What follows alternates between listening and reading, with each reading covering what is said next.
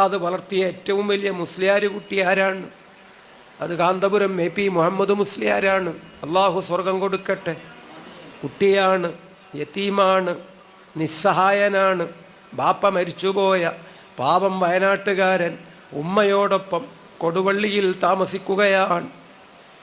പള്ളിയിൽ മുതല്ലിമീങ്ങൾക്ക് കഞ്ഞി വെക്കാൻ പോകുന്ന ഈ പയ്യൻ അടുപ്പിൽ ഊതുകയാണ്.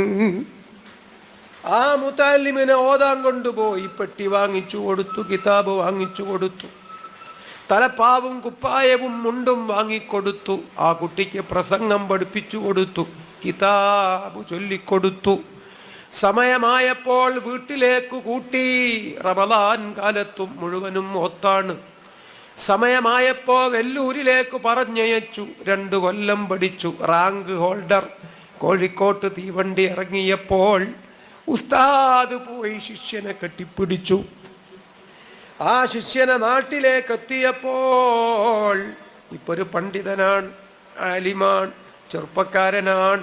പിറന്ന നാട്ടിൽ ആ ചെറുപ്പക്കാരൻ തലപ്പൊക്കമുള്ളൊരു ആലിമാൻ. നാട്ടിലെ കോടീശ്വരനെ അവേലത്തു തങ്ങളും AP ഉസ്താദും വിളിച്ചു വരുത്തിയിട്ട് പറഞ്ഞു, മോളെ കെട്ടിച്ചു കൊടുക്കണം. ആ കോടീശ്വരൻ പറഞ്ഞു, ഓക്കേ. ബഹുമാനപ്പെട്ട കാന്തപുരം AP മുഹമ്മദ് മുസ്ലിയാർ, അള്ളാഹു അവിടുത്തേക്ക് ദറജകൾ ഏറ്റിക്കൊടുക്കട്ടെ.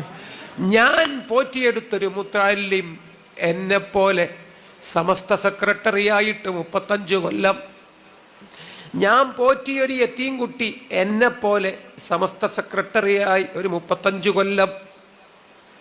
ആ വഴികൾ കൃത്യമാണ്, ആ ലക്ഷ്യം വളരെ പാവനമാണ്. സുബ്ഹാനല്ലാഹ്.